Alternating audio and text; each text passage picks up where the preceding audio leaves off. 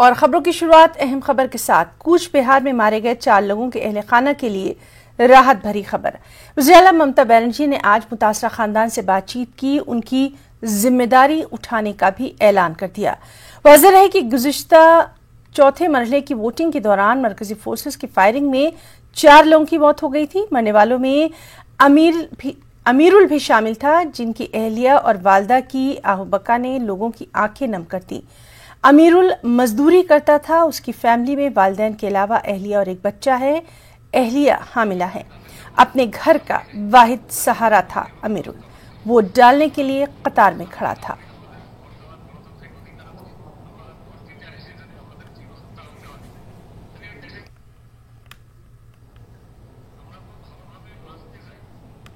এবং আজকে আমরা যেহেতু ব্ল্যাক ডে ঘোষণা করছি, আমি নিজেও ব্ল্যাক এটা করেছি, আপনারা দেখেছেন। আমাদের অনেকগুলো বর্তমানেও ক্যান্ডেল র্যালি করব এই ঘটনার প্রতিবাদে, যে আমাদের ছেলেমেয়েরা সিদ্ধান্ত নিয়েছে যে তারা নিজেদের থেকে তারা প্রত্যেকে 100 টাকা করে দেবেন, দিয়ে আমরা একটা ফান্ড তৈরি করব। ভোটের সিলিং এর মধ্যে খরচা করে আমি অ্যাজ এ ক্যান্ডিডেট আমার যে টাকাটা বাঁচবে আমি সেই টাকাটাই পরিবারগুলোকে দেব। এবং যারা গুলি খেয়েছে তাদের এই বর্বরোচিত হত্যাকাণ্ডের এটা genocide, it's a genocide. Why it's a genocide? দেখবেন গুলিগুলোকে স্প্রে করেছে। গুলি করতে হলে তুমি নিচে করবে, কোমরের নিচে কতগুলো সিস্টেম আছে, প্রত্যেকটা গুলি গলায় অথবা বুকে লেগেছে। CISA has no role to play about the controlling mob because they are specially sensitized for the industrial area, but instead of industrial area they have been deployed because of this control the public, and they are not trained for that. They are not trained for that. Very unfortunate thing. আর আমার সবচেয়ে লজ্জা লাগছে, একটা প্রধানমন্ত্রী খুন করার পরে clean chit দিয়ে চলে যাচ্ছে। তার মানে এরা মিষ্টি মুখে খুন করতে পারে, মিষ্টি মুখে রসগোল্লা থেকে খুন করতে পারে। Really absolutely horrible. Incompetent government and incompetent prime minister and incompetent this home minister. Central force গুলি করে দিচ্ছে, মানুষ মেরে দিচ্ছে, দিয়ে আবার বলছে ক্লিন চিট দিয়ে দিচ্ছে আত্মরক্ষার জন্য। কে আত্মরক্ষার জন্য? কার আহত হয়েছে? একটাও লোক দেখো, একটাও পুলিশ দেখাতে আহত হয়েছে, কার কোথাও লাগেনি। আর এসপিকে দিয়ে এইসব বিবৃতি দিচ্ছে, তার কারণ he is bin appointed by BJP. और कांग्रेस लीडर राशिद अल्वी ने बीजेपी और अमित शाह को सख्त तनकीद का निशाना बनाया। खासतौर पर मगरबी बंगाल के कूच बिहार तशद्दुद मामले में अमित शाह से वज़ीर दाखिला के ओहदे से इस्तीफे की मांग की है। उन्होंने कहा कि अगर बीजेपी की हुकूमत आती है तो वो बंगाल को यूपी बना देंगे। राशिद अल्वी ने मजीद कहा कि इलेक्शन कमीशन मरकजी हुकूमत के हाथ का खिलौना बन चुका है। बंगाल की बहुत चिंता है, लेकिन जहां जहां उनकी सरकारें हैं वहां की कोई चिंता नहीं है। एक बार बीजेपी की सरकार बन जाती है, नरेंद्र मोदी जी निश्चिंत हो जाते हैं। वहां पे जो भी होता है, उत्तर प्रदेश के अंदर क्या हो रहा है, कोई कानूनी व्यवस्था नहीं है। जहां जहां बीजेपी की सरकारें हैं वहां पे न कोई कानूनी व्यवस्था है न विकास है। अगर बंगाल में बीजेपी की सरकार बनती है तो बंगाल को भी ये उत्तर प्रदेश बना देंगे। देखिए, इलेक्शन कमीशन को क्या नाम दिया जाए क्या ना दिया जाए ये अहमियत नहीं रखता है, लेकिन निश्चित तौर से इलेक्शन कमीशन भारत सरकार का प्रधानमंत्री के हाथ का खिलौना बन चुका है। जो वो चाहते हैं हर इलेक्शन के अंदर इलेक्शन कमीशन वही करता है। वही बंगाल में हो रहा है, वही आसाम में हो रहा है, वही दूसरी स्टेट्स के अंदर हो रहा है। तौर से अमित शाह जी को इस्तीफा दे देना चाहिए, लेकिन किन किन मुद्दों पे उनसे इस्तीफा मांगा जाए। एक वाकया ऐसा नहीं हुआ है, दिल्ली के अंदर अमेरिका का प्रेसिडेंट आता है और दिल्ली के अंदर कम्युनल राइट होता है, लोग मारे जाते हैं, अमित शाह जी फिर भी होम मिनिस्टर बने रहते हैं। आज बंगाल के अंदर इस तरीके के वाकयात हो रहे हैं, वो होम मिनिस्टर बने हुए हैं।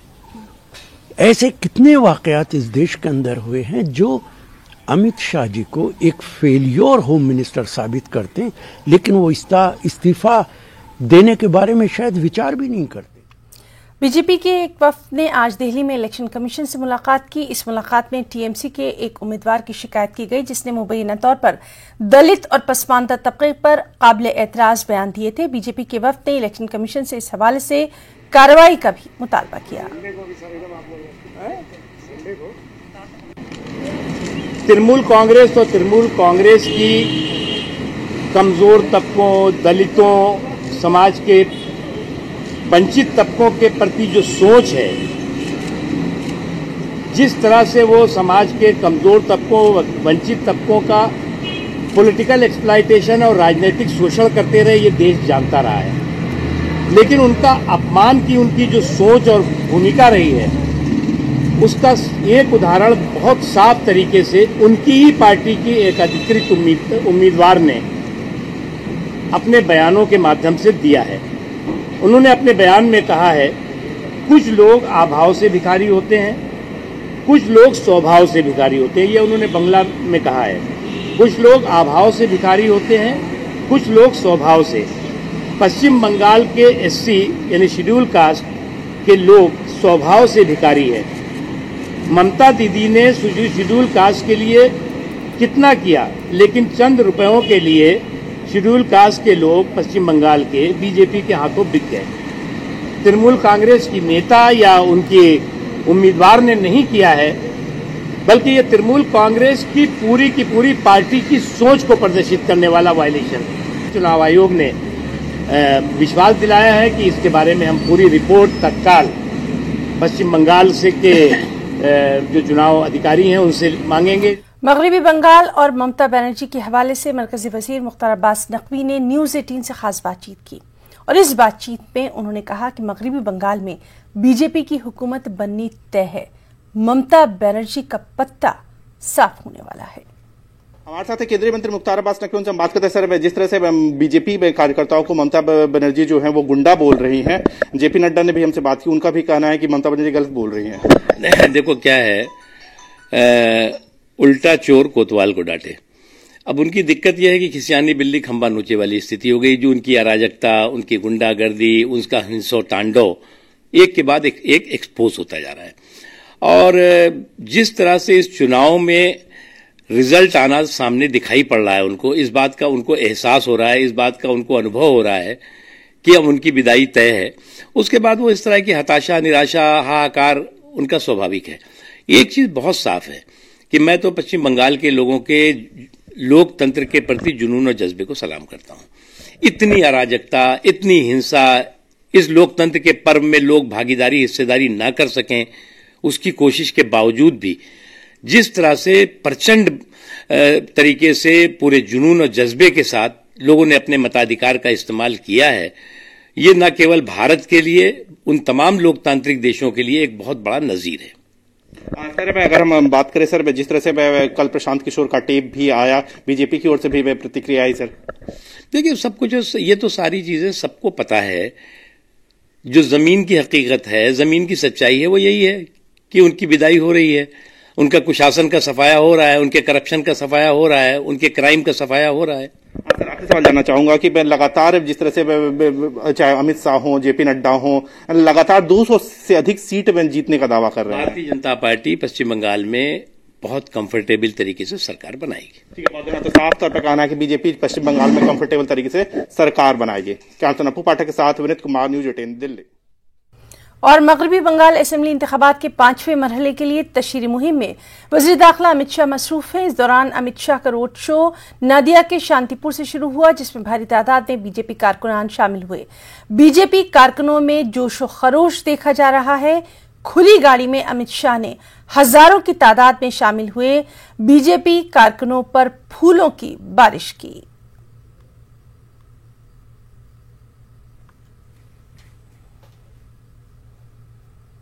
आने के लिए, जगन्नाथ सरकार जी को जिताने के लिए पूरा शांतिपुर आज सड़कों पर आया था। मैं शांतिपुर की जनता का बहुत बहुत धन्यवाद करता हूं। ये पौराणिक भूमि पर मुझे पूरा भरोसा है कि 2 मई को कमल खिलेगा और जगन्नाथ सरकार जी जीत कर आएंगे। बंगाल के चुनाव के चौथे चरण के मतदान में कल एक दुखद घटना हुई। एक बूथ पर कुछ अज्ञात लोगों ने हमला किया।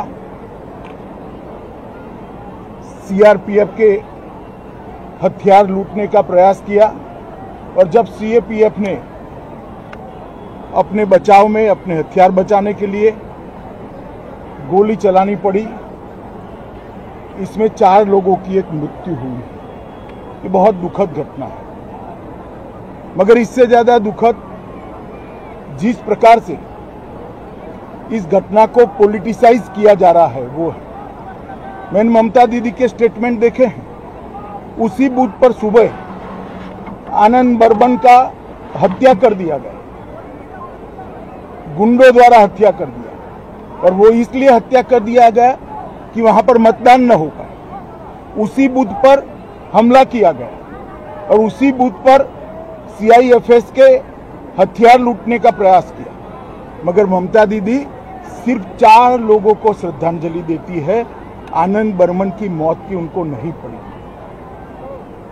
मृत्यु में भी तुष्टीकरण और वोट की राजनीति, बंगाल की राजनीति को ममता दीदी ने कितना नीचे गिराया है, ये इसका एक उदाहरण है। आनंद बर्मन मर गया, उसका भी हमें दुख है, और बाकी जो 4 लोग मर गए इसका भी दुख है। मृत्यु किसी की भी हो। बीजेपी लीडर दुष्यंत गौतम ने न्यूज 18 से बातचीत में कहा कि अपोजिशन लीडरान कोरोना और वैक्सीनेशन पर दहशतगर्दों की जबान इस्तेमाल कर रहे हैं। साथ ही उन्होंने बंगाल में जारी इंतखाबात के दौरान तशद्दुद पर कहा कि जमहूरियत की हिफाजत के लिए हर तरह के कदम उठाए जा सकते हैं। के लिए हैं बीजेपी के राष्ट्रीय महामंत्री और राज्यसभा सांसद दुष्यंत गौतम जी। दुष्यंत जी, आज प्रधानमंत्री जी के आह्वान पर टीका उत्सव शुरुआत हो गई है। लगातार पूरे देश भर में टीकाकरण अभियान चलाया जा रहा है, लेकिन विपक्ष अभी भी कह रहा है कि जब टीका ही नहीं है तो उत्सव कहां से मनाएं? देखिएगा, विपक्ष को कम से कम कोरोना के अंदर एक संवेदनशील होना चाहिए कि आज जिस प्रकार से कोरोना फैल रहा है, लोगों के फील्ड में उतरकर कोरोना कैसे रोका जा सकता है, वैक्सीनेशन के लिए प्रभावित करें, किसको मास्क दें, अनेकों उपाय करने चाहिए। लेकिन वो भड़काने का काम कर रहे हैं और उसमें भी राजनीति कर रहे हैं। मुझे लगता है ये आपदा जो है राष्ट्रीय आपदा है, इसको राष्ट्रीय आपदा के हिसाब से दिखना चाहिए। और जिस प्रकार से बिहेवियर ये लोग कर रहे हैं, हमने वैक्सीन बनाई थी, जब तो वैक्सीन ले भी नहीं रहे थे ये लोग, ना वैक्सीन नहीं लगाएंगे, आज वैक्सीन के लिए तड़फ रहे हैं। इसलिए अपने बयानों पर ध्यान दें, ऐसे आतंकवादियों की तरह बात नहीं करें। इसके अलावा अभी आप बंगाल के मुद्दे पर चुनाव आयोग से मुलाकात करके आए, बहुत ज़्यादा हिंसा हो रही है। ममता बनर्जी कह रही हैं कि ये बीजेपी के इशारे पर इलेक्शन कमीशन काम कर रहा है और लोगों का नरसंहार करवा दिया कूच बिहार में। देखिए, पहली बार इलेक्शन से ही काम कर रहा है, पहली बार ऐसा चुनाव वहाँ पर हो रहा है। मैं ममता बनर्जी को ध्यान दिलाना चाहता हूँ, पीछे कॉरपोरेशन का चुनाव था, बंगाल में चुनाव था, आपने नॉमिनेशन भी नहीं भरने दिए थे उनके, और नॉमिनेशन में बाई मेल से द्वारा वो नॉमिनेशन सारे हुए थे। तो आज इलेक्शन फेयर हो रहा है, आखिर किसके ऊपर अत्याचार करना पड़ रहा है? वो लोग तुम्हारे गुंडे थे जो लगातार वहाँ पर लोगों को मारते रहे, वहाँ पर जो कार्यकर्ताओं को दिन दिहाड़े फांसी लगा दी गई, उसके पैर जमीन पे लगते तो फांसी पे लटका हुआ वो होता था, दिन दिहाड़े हाथ काटे गए थे। ये हिंसा की राजनीति आप करती है, हम राजनीति नहीं करते। और फेयर इलेक्शन करने के लिए इलेक्शन कमीशन आज़ाद है, कोई भी कदम उसको उठाना पड़ेगा तो वो लोकतंत्र की रक्षा करेंगे। धन्यवाद हमसे बात करने के लिए। कैमरा पर्सन प्रकाश गुप्ता के साथ पवन गौड़, नेटवर्क 18, दिल्ली। और इस वक्त की बेहद अहम खबर जम्मू कश्मीर के मागाम से आपको दे दें। मजहामा बजीपुरा में नामालूम बंदूक बरदारों का हमला, और इस हमले में एसपीओ नासिर अहमद की मौत की खबर है। हमले में जख्मी नासिर को मागाम अस्पताल मुंतकिल किया गया था, जहां वो जख्मों से जाबर न हो सके। तो इस वक्त की अहम खबर जम्मू कश्मीर के मागाम से, मजहामा बजीपुरा में नामालूम बंदूक बरदारों का हमला, और इस हमले में एसपीओ नासिर अहमद की मौत की खबर है। आपको बताएं कि इस हमले में एसपीओ नासिर अहमद जख्मी हुए थे, जिन्हें मागाम अस्पताल में मुंतकिल किया गया था, जहां वो जख्मों से जाबर न हो सके। लगातार तफसीलात पर हमारी नजर बनी हुई है। फिलहाल एक ब्रेक। जी हां, अब बात करेंगे कोरोना के बढ़ते कहर की। पूरी दुनिया सन्नाटे में है, लोग खामोश मौत मर रहे हैं। कोरोना ने दुनिया को हिलाकर रख दिया है। सड़कें सन्नाटों का नजारा पेश कर रही हैं, बस्तियों में वीरानी है, लोग एक दूसरे के करीब आने से भी कतरा रहे हैं, डर रहे हैं। रिश्तों में जाहिरी दूरियां बढ़ गई हैं, तिजारत और मईशत सबसे निचली सतह पर पहुंच गई है। अक़वाम आलम की हुकूमत ने भी घुटने टेक दिए हैं। इस आलमी वबा से निपटने की कोशिशें भी लगातार जारी हैं, लेकिन रोज बरोज कोरोना के मामलों में इजाफा बढ़ता जा रहा है और कोरोना की दूसरी लहर ने खौफ का साया गहरा दिया है। अगर सिर्फ अपने मुल्क की बात करें तो पिछले 24 घंटों में 1,52,889 नए मामले सामने आए हैं।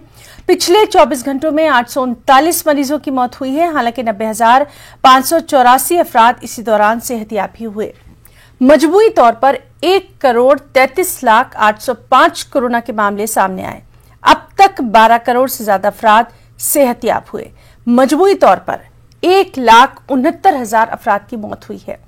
अब तक 10,15,95,000 से ज्यादा अफराद को कोरोना का टीका लगाया जा चुका है। और वहीं दिल्ली में बढ़ते कोरोना मामलों के हवाले से दिल्ली के वज़ीर आला अरविंद केजरीवाल ने तशवीश का इजहार किया। केजरीवाल ने कहा कि लॉकडाउन किसी भी मसले का हल नहीं है, लेकिन अगर अस्पताल का निजाम हमारे काबू में नहीं रहेगा तो फिर लॉकडाउन लगाना नागुज़ेर हो जाएगा। ऐसे में वज़ीर आला अरविंद केजरीवाल ने आवाम से ही अपील की कि वो कोरोना की गाइडलाइंस पर सख्ती से अमल करें। केजरीवाल ने मरकजी हुकूमत से भी अपील की कि वैक्सीनेशन लगवाने की उम्र की कैद को खत्म कर दिया जाए ताकि हम घर घर जाकर लोगों को कोरोना का टीका लगा सकें। मुझे लगता है कि लॉकडाउन कोरोना से जूझने का समाधान नहीं है। लॉकडाउन किसी भी सरकार को तब लगाना चाहिए जब उसकी अस्पतालों की व्यवस्था कोलैप्स कर जाए और उसको ज़रूरत हो कि लॉकडाउन से कोरोना की गति धीमी हो जाती है। अभी अस्पताल की व्यवस्था हमारे कंट्रोल में है। आपका सहयोग चाहिए। अगर आपका सहयोग मिलता रहा और अस्पताल की व्यवस्था काबू में रही, हमें दिल्ली में लॉकडाउन लगाने की ज़रूरत नहीं पड़ेगी। लेकिन अगर अस्पतालों के अंदर बेड्स की कमी होने लगी और अगर अस्पतालों के अंदर बेड्स नहीं मिलने लगे तो कहीं ऐसा ना हो कि दिल्ली में लॉकडाउन लगाना पड़े। हम दिल्ली में लॉकडाउन लगाना नहीं चाहते, आपका सहयोग चाहिए। और तीसरी चीज़, एक हम कर रहे हैं कि स्प्रेड नहीं होना चाहिए, दूसरा हॉस्पिटल मैनेजमेंट और तीसरा वैक्सीनेशन। आज एक बहुत अजीब विरोधाभास है। कोरोना की दवाई आ गई है, वैक्सीन आ गया है और उसके बावजूद कोरोना इतनी तेजी से फैल रहा है। हमें कोरोना को हराने के लिए कोरोना से ज़्यादा स्पीड पे वैक्सीनेशन करना चाहिए था। जिस तेजी से कोरोना फैल रहा है उससे ज़्यादा बड़ी स्पीड से अगर हम वैक्सीनेशन कर देते, हम कोरोना को काबू कर सकते थे। हमारी कोरोना की गति बहुत धीमी है। मैंने केंद्र सरकार से कई बार हाथ जोड़ के निवेदन किया है, केंद्र सरकार को चिट्ठी भी लिखी है, प्रधानमंत्री जी को भी चिट्ठी लिखी है कि ये जितने रिस्ट्रिक्शन लगा रखे हैं वैक्सीनेशन के ऊपर, सब रिस्ट्रिक्शन हटा दीजिए। अभी तो ऐसी ज़रूरत है कि सरकार, हमारी सरकार तैयार है, दिल्ली सरकार तैयार है, हम घर घर जाके कोरोना की वैक्सीन लगाने को तैयार हैं। हमारे स्टाफ जो है वो घर घर जाके वैक्सीनेशन लगाने को तैयार है। 2 महीने 3 महीने के अंदर, मैं अभी मुख्यमंत्रियों की जब बैठक हुई उसमें और भी 2-3 मुख्यमंत्रियों ने कहा कि हम 3 महीने के अंदर पूरे अपने राज्य को कोरोना की वैक्सीन लगा देंगे। आप ये रिस्ट्रिक्शंस हटा दीजिए, 45 साल से ऊपर वालों को लगेगी। दिल्ली में कोरोना के रिकॉर्ड मामले सामने आ गए हैं। पिछले 24 घंटों में 10,000 से ज्यादा नए मामले देखे गए। एक दिन में कोरोना के अब तक के ये सबसे ज्यादा आदादशुमार हैं। वहीं महाराष्ट्र वो रियासत है जहां सबसे ज्यादा कोरोना का कहर देखा जा रहा है। रोजाना करीब 60,000 नए मामले देखे जा रहे हैं। पिछले 24 घंटों में 55,411 नए मामले सामने आए। इसी दौरान 309 मरीजों की मौत की खबर है। महाराष्ट्र के कई अजला में लॉकडाउन का निफाज है। महाराष्ट्र के वज़ीर आला उद्धव ठाकरे ने लॉकडाउन का इशारा जरूर दिया, लेकिन आज कोविड टास्क फोर्स की मीटिंग में ही हतमी फैसला लिया जाएगा।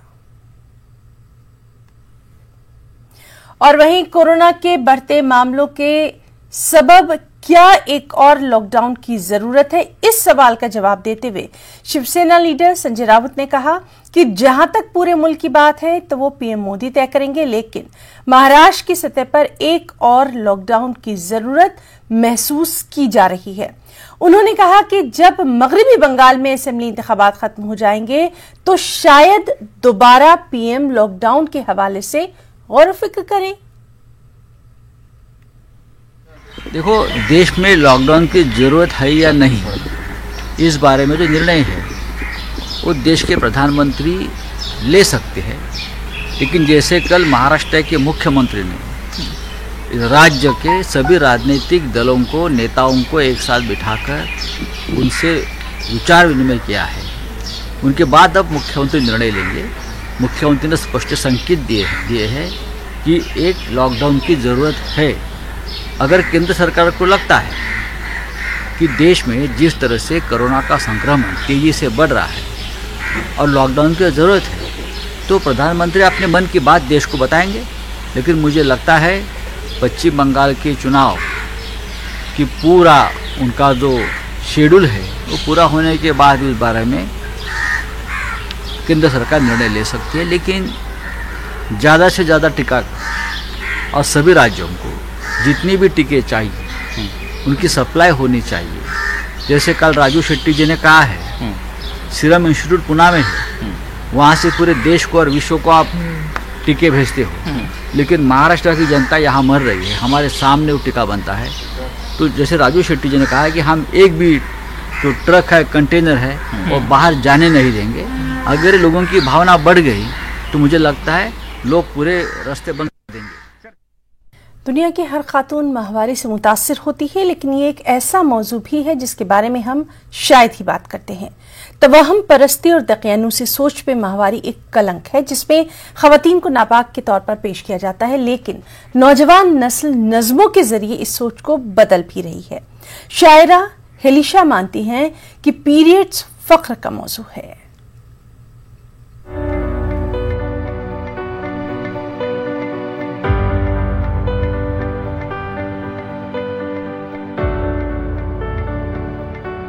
At 12, I asked my mother about periods. Her answer is a change in conversation.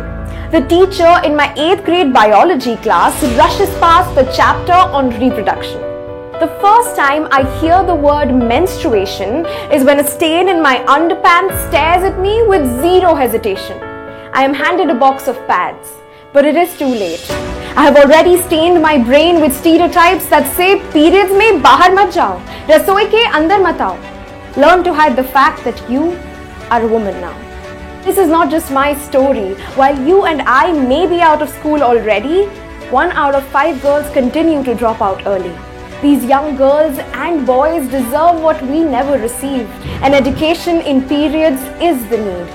To take all that comes with womanhood in our stride, let's teach our children. Periods are not a prison, but a matter of pride. Maharashtra और दीगर रियासतों से मजदूरों की अपने वतन वापसी लगातार जारी है। मुख्तलिफ रियासतों में काम करने वाले मजदूर डरे हुए हैं। लॉकडाउन और दीगर बंदिशों की वजह से मजदूर अपने वतन वापस लौट रहे हैं। इनका कहना यही है कि कुछ महीने पहले सब कुछ मामूल पर समझकर इन्होंने रोजगार के लिए दीगर रियासतों का रुख किया था, लेकिन हालात फिर से पहले जैसे बनते दिखाई दे रहे हैं। इसी की वजह से फिर से इन्हें अपने घर भागना पड़ रहा है। कोरोना पूरी रफ्तार में है। लगातार कोरोना के मरीज सामने आ रहे हैं और संख्या लगातार दिन प्रतिदिन बढ़ती ही जा रही है। आरा भोजपुर की अगर बात करें तो यहाँ भी अभी जो कोविड-19 संक्रमित मरीजों की संख्या है वो 100 के आंकड़े को भी पार कर चुकी है। लगभग अब 150 आंकड़ा भी पहुँचने वाला है। लगातार कोरोना मरीज मिलते ही जा रहे हैं। अभी हम रेलवे स्टेशन पे खड़े हैं, आरा रेलवे स्टेशन पे, जहाँ बाहर से कुछ प्रवासी मजदूर आए हैं। अभी पुणे से लौटे हैं ये, और ये कोविड को लेकर ही लौटे हैं वापस। इनका साफ तौर पे ये कहना है कि कोरोना के चलते जो स्थिति पैदा हो गई उसमें इनके जो काम करने की जगह थी वो बंद हो गए, जिसकी वजह से ये अब लगभग बेरोजगारी के कगार पे हैं। हमने तो ऐसे कोपरगांव से आ रहे हैं, बोले कहाँ? नासिक, महाराष्ट्र से आ रहे हैं। हमने क्या करते थे वहाँ? हमने बोले तो ऐसे होटल के काम करते हैं। तो अब क्यों लौटा है? बोले तो अब जो ताला लग गया ना। खबरों में इतना ही। आदाब। इस न्यूज हेडलाइंस के प्रायोजक पेट सफा आयुर्वेदिक